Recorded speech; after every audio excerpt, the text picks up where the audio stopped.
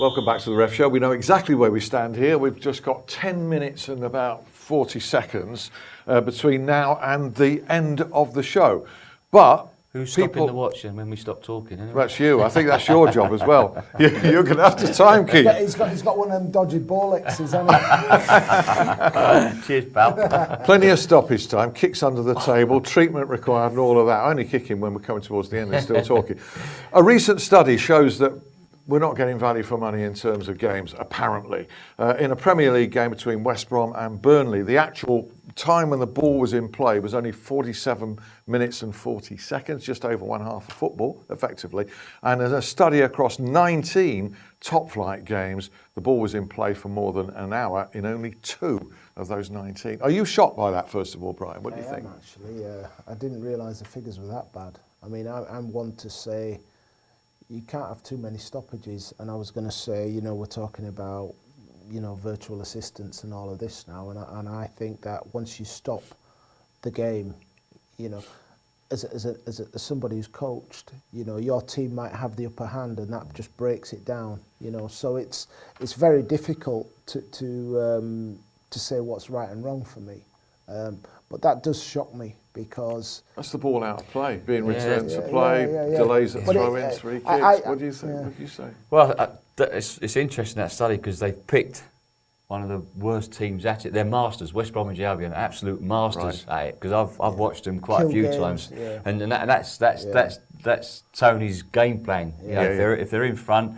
kill the game, kick the ball out, do what you've got to do, stand on the ball, delay the free kicks. They're masters at it, and. I mean, I look at it's a great study because fans pay a lot of money to watch Premier League football, play a lot to watch football in general, and when you look at rugby union, they have a guy there that's on the clock. They stop it as soon as the game's dead. You see it, the clock stops. Should football have the same then? I think we look like we're going that way. In fact, if everybody's complaining about the amount of time that's played in. I don't think people were complaining, they just weren't aware of it. And this is a BBC study that's sort of revealed how little. If you look at it, it's the same with the NFL, it's the same with basketball. That's what they do. So they actually get, in basketball, you get 4 quarters of 15 minutes. So they get an hour's play as soon as something happens. But I just think that football is slightly different, and I'm not. It would take some time, and it'd be a real adjustment for me to think that. You're going to have that amount of stoppages.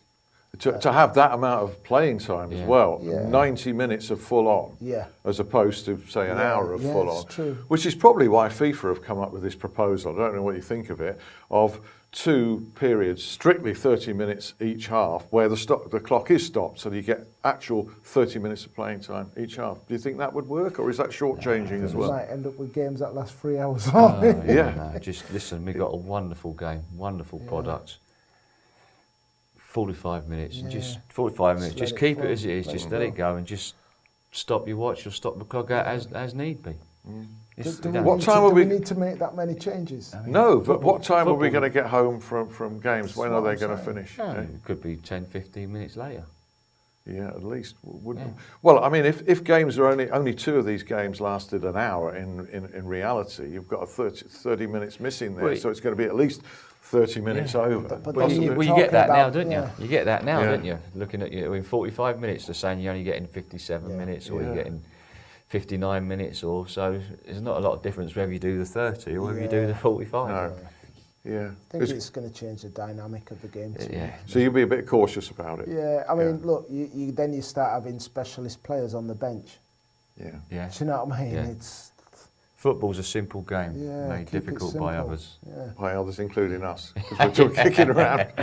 All right then. Okay, this simple game, a penalty kick from 12 yards, and there was, at first sight. I bet you that the people who want to make these changes haven't really played at the top level. That goes for a lot. They wouldn't have played. They're looking at it strictly from a commercial spectacle point of view, where how can we utilise the time more, and that's the problem. That's the problem a lot of the time today. That's right. It's like when they bring in these new or proposed new laws. Involve ex-players, involve ex-managers that have actually played the game at the top level. A lot. He's absolutely spot on. A lot of these these guys that work at these federations or work at the IFAB never played football. Never one don't shot. understand. They do not understand the game of football, and that's what it. I mean, that's what refereeing's all about as well. Yeah. It's about understanding the game of football. It's not always about the laws of the game. Yeah, it's about understanding the game of football and players' mentality. Okay, so I think effectively we've booted that one into touch for now. Probably, Long yeah. grass. We agree. We agree. You agree? Okay, so on match of the day, we watched it, a great save, Manchester United, Leicester. This is going back to the last round of Premier League games from a penalty. Schmeichel saves a penalty. Okay, at first sight it's a great save, but clearly he's moving before the ball is kicked. He's moving. He's allowed to move along the line, but not forward. Yeah. So what's your view of that? The messages I get from viewers to this show is everywhere you look, match officials are not applying the law on this. What's your take? Well, I mean, you got to as a referee, you got to use a little bit of common sense, and you never go looking for trouble. Now, I always used to say, I played in goal, and I obviously faced many penalties. And that first movement of a goalkeeper, you can't just go like that. That first move, you've got to move that foot forward to get that spring. So for me, I used to go, that first movement for me is fine. It's when they come out another 3 or 4 yards, or they're in the centre of the 6-yard box. That's when it becomes it becomes credible to give a retake. So you felt that was a perfectly good save. Listen, it's. I mean, what they could do off the back of what Mark said is just have a marker on the 6-yard box, so that if, as you say, he's got to make that first movement forward, as long as he doesn't go over that, to that first step forward, then it's legitimate. Absolutely. Put a marker a yard from the line? It doesn't have to be a permanent across, but it can be with the spray can? Well, you could. I mean, you could put a line there. I mean, there's something for the IFAB. Let's take that out of the laws of the game. Let the goalkeepers have a little bit of movement off the line. There's a law change we can do.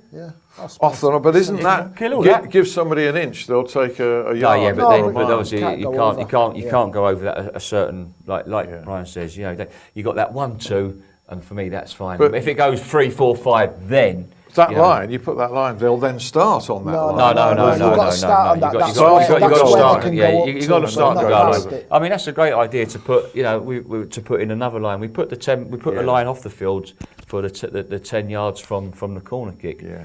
And why don't we put another line across there? That is, the goalkeepers they start on the line and they can't come past that. So you've got that 1-2 movement. So you're only talking a matter of half a metre. Well, sort of inches. Step. You're talking about a yard, another yard. Do you know what I mean? Great innovation. Remember where you heard it first here, folks. And in the era of the spray can, before the spray can, you couldn't really have done that, but now you can. Well, you could routinely at a penalty. That's right. You can. You can do actually. You can, like you say, it's a great. You can put your line across there, go past that, and I'll order a retake. Yeah. There was other uses of the spray can I saw discussed recently, where if a player's coming onto a referee and he's going to endanger himself from being sent off for verbal abuse, I think one referee actually went, right, there's a line there, retreated back to talk to his linesman and said, anybody crosses that, you've got a yellow card. Yeah. Is that say had some CS gas or something?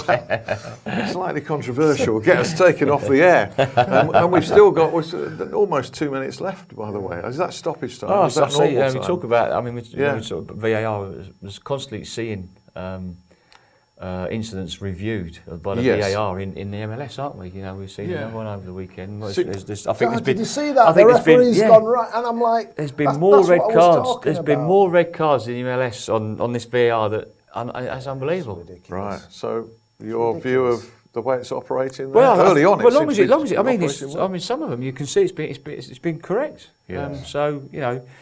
You just got to be careful that the VAR doesn't become too busy, and I think we're seeing that as well, where the VAR is becoming too busy and too involved and not following protocol that's laid down by the AFAB. It's a fine balance, isn't it? And there's still teething troubles with it. I mean, should the Premier League have it now, or do you think they're right to delay, or what? I know you're not a particular fan, are you? Are you? VARs? Listen, we've got to embrace it. We're going that. It's going that way, and we've got to make sure it's done in the correct manner.